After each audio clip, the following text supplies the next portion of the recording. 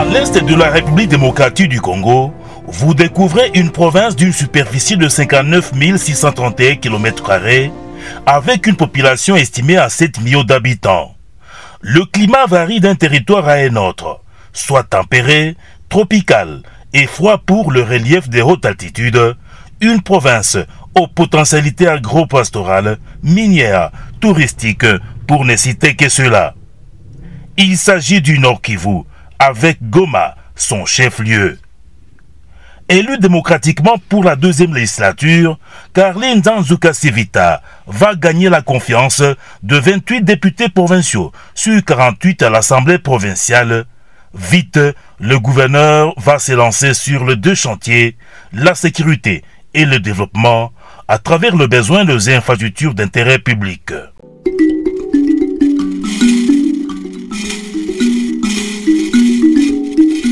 Sa rencontre avec le chef de l'État Félix-Antoine Tshisekedi, président de la République, et ses séjours à Goma lui ont permis d'avoir des orientations claires pour se mettre au travail. Le peuple d'abord. Carlin Nzanzuka Sivita démarre avec la visite des infrastructures routières en chantier.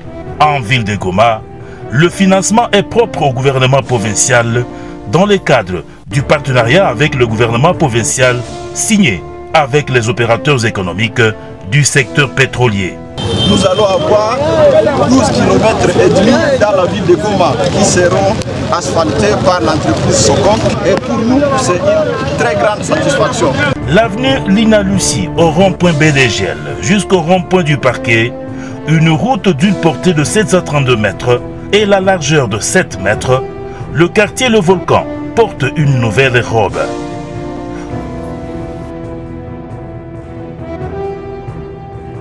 Les tronçons derrière l'hôtel de ville de Goma, en passant par le stade Birere, l'avenue du Lac, à l'entrée Assemblée provinciale, la chaussée est pavée au style de pierre volcanique taillée, ce qui rend la beauté de la ville de Goma.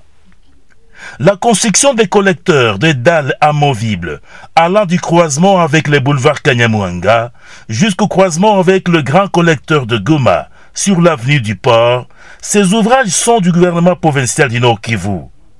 La ville de Goma a bénéficié en dehors de l'actif du gouvernement provincial des kilomètres de route dans le cadre du programme de 100 jours du chef de l'État Félix-Antoine Tshisekedi. C'est la rue dite entrée présidentielle, asphaltée. La population satisfaite n'a pas manqué à exhorter l'autorité urbaine à la baptiser rue président Félix-Antoine Tshisekedi. Ainsi fait, le quartier Himbi a changé d'image.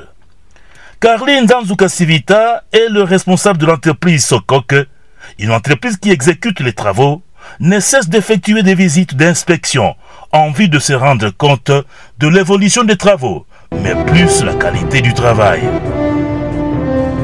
D'une ville à une autre, à Butembo, le gouvernement provincial note les travaux d'asphaltage de la rue Père Jérôme. Ces travaux ont démarré. L'heure est à la canalisation.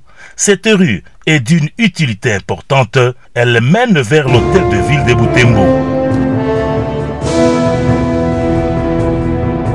Le pont dit du cinquantenaire est d'une portée de 16 mètres et d'une largeur de 8 mètres. L'ouvrage est jeté sur la rivière Kimemi en ville de Butembo. Cet ouvrage, qui était inachevé pendant la première législature, s'est retrouvé achevé par le gouvernement Carlin Nzanzuka Sivita à la grande satisfaction de la population qui avait exprimé le besoin à l'exécutif provincial à travers les élus du peuple. En ville de Béni, au cours de ces 2 ans du gouvernement provincial, l'on note plusieurs ouvrages construits et inaugurés. Les ponts Kilokwa, d'une portée de 5 mètres et d'une hauteur de 4 mètres, est sur la nationale numéro 2, au centre-ville. Il a été inauguré par l'autorité provinciale. La commune Moulekera, au quartier Ngongolio, a bénéficié du pont Alpha. Le pont Alpha d'une longueur de 6 mètres et 4 mètres de largeur facilitera la population à traverser d'un quartier à un autre. Les ponts Kaliba, 7 mètres de portée et 7 mètres de hauteur. Il est construit au quartier Malépé, commune Béou. et donne accès aux autres quartiers. Nous manquons des mots, c'est notre façon de présenter nos gratitudes au gouverneur des provinces. Nous sommes des habitants de Malépé. Ça fait des années depuis que nous sommes nés. Ces tronçons ici n'étaient pas praticables. C'était tellement un besoin de la communauté tel que vous le voyez. Pour arriver à Mupanda, pendant que vous êtes ici à côté, il faudrait aller faire les contours. Et aujourd'hui, c'est une réalité. Pour quitter Malépé et arriver à Mupanda, vous empruntez, vous passez justement sur ce pont et vous arrivez Kassabi et d'autres coins de la ville. Les travaux d'asphaltage du boulevard Nyamouissi ont été lancés dans le cadre du partenariat du gouvernement provincial avec les opérateurs économiques. Ouvrons l'agenda des infrastructures du gouvernement provincial construit en 6 territoires. Du sud au nord, le territoire de Walikale, souffrant de l'enclavement depuis des décennies, l'exécutif provincial a orienté son actif pour la construction du pont Kouya sur la rivière portant le même nom. Les travaux exécutés par l'Office des routes sont presque au finissage, ce qui facilitera au gouvernement provincial d'acheminer à Walikale des matériaux de construction pour les autres ouvrages d'intérêt public et aussi, ainsi, à moindre coût budgétaire. En territoire du Massissi montagneux, au cours de ces 2 dernières années, le gouvernement provincial du Nord Kivu vient d'inaugurer le centre de santé Mouchaki. Mouchaki, colline très connue à l'époque de rébellion, la localité aspire à la paix grâce aux efforts du commandant suprême de FARDC. Ce centre de santé sert déjà plus de 10 000 familles qui se rendaient à des dizaines de kilomètres pour les soins de santé appropriés. Construit et équipé par le gouvernement Carline Nzanzu-Kasivita, ce centre de santé de Mouchaki se trouve dans la zone de santé de Kiroche. Nous sommes à Mouchaki aujourd'hui pour réceptionner ce centre de santé, mais qui est un centre de santé de référence. Comme vous le savez, comme vous le voyez même autour de nous, ce sont des collines, mais ce sont des villages autour de nous.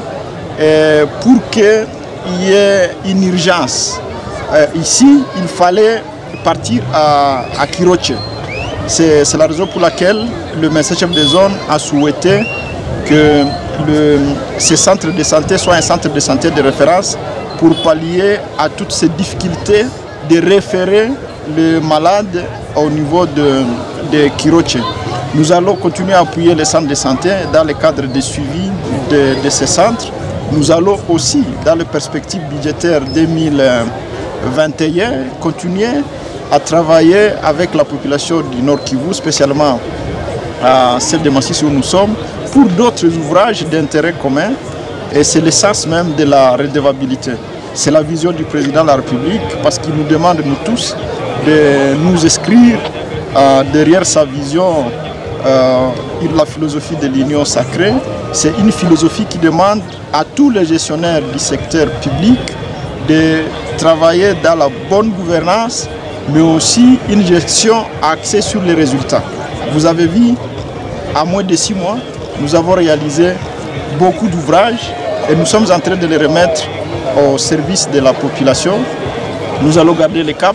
Nous prions que Covid ne puisse plus continuer à perturber l'élan économique de notre province. Le responsable de cette zone de santé a promis d'affecter un médecin à cette structure de santé, vu le besoin exprimé par la population. Démarche saluée par le gouverneur Carline Nzanzu-Kasivita, aux côtés de qui le président de l'Assemblée provinciale lors de l'inauguration.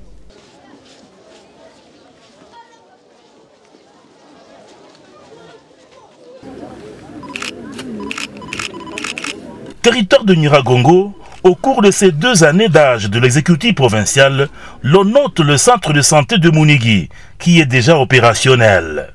Il est au service d'une forte population de plusieurs villages de la chefferie de Bukumu. Construit et équipé par le gouvernement, l'action a été saluée par le bénéficiaire. Aujourd'hui, le gouvernement de province Carline Nzanzu-Kasivita vient de nous convaincre en venant réaliser ce projet. C'est parmi les grands projets qu'il vient de réaliser dans la province Nord Kivu.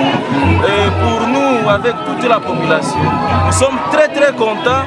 Il est venu inaugurer et il a mis des matériels, il a même donné des médicaments. Et la population de Nyiragongo, particulièrement ceux du groupement Mounigui, sont très contents parce que c'était un besoin qui se trouvait dans la population.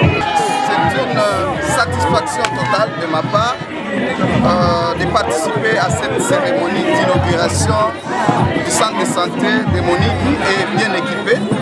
Une œuvre réalisée sous fonds propres par le gouvernement provincial sous la conduite de son Excellence, M. le gouverneur de province, l'honorable Carline Nzanzu Kasivita. Je salue l'initiative. Un grand remerciement au gouverneur de province. Ça montre à quel point il tient le territoire de Nirakoum à son cœur. Cap sur le territoire de Rutshuru, le gouverneur de province a ciblé la zone post-conflit. Il s'agit de la chefferie de Bwito, où l'autorité de l'État s'installe après les efforts déployés par le FARDC contre les groupes armés. Une école de 6 classes et un bureau et de latrines. Voilà le bâtiment qui abritera l'Institut Kikuku, une école de l'État congolais. Les élèves étudiaient dans les conditions inacceptables. Le chef d'établissement Zakayo Miserero à lui d'exprimer sa satisfaction pour cette nouvelle robe. Vraiment, c'était parmi les besoins primaires parce que les enfants étudiaient dans des conditions tellement délabrées. Sur ce, nous félicitons très sincèrement le gouvernement provincial pour son initiative de nous apporter une construction de qualité.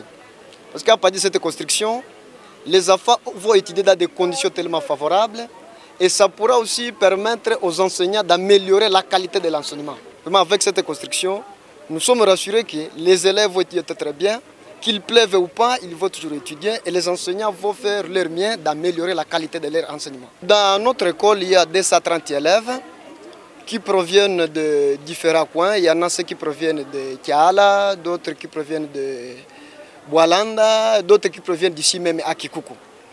Notre école, c'est une école officielle, une école non conventionnée. Elle est l'unique école secondaire d'Akikuku. Nous avons aussi notre école primaire officielle ici à Kikuku. Dans le même territoire en chefferie de Bwisha, c'est sur la colline Rubavu, localité Mungo, groupement de Busanza, où brille le bâtiment aux couleurs bleues et blanches. C'est le centre de santé de Rubavu. Le commissaire général en charge de la reconstruction a salué l'entreprise Gracia qui a exécuté avec satisfaction les travaux de construction de cet ouvrage sous le financement du gouvernement provincial. Les députés provinciaux témoins de cet événement ont salué la vision du gouverneur Carline Nzanzu Kasivita, celle de rapprocher la population des soins de santé appropriés. La joie était grande pour la population qui effectuait des dizaines de kilomètres, d'autres se rendaient à Kisoro en Ouganda voisin à la recherche des soins de santé appropriés. Nous sommes, disons, fiers parce que désormais ils ont maintenant une structure médicale, ils seront pris en charge ici dans leur pays. Quand nous apprenions qu'ils traversaient de l'autre côté, c'était la honte parce que vous savez que nous avons un pays grand qui a une couverture sanitaire très importante et donc désormais ils vont être soignés ici dans leur localité et dans la zone de santé de Rwanguba.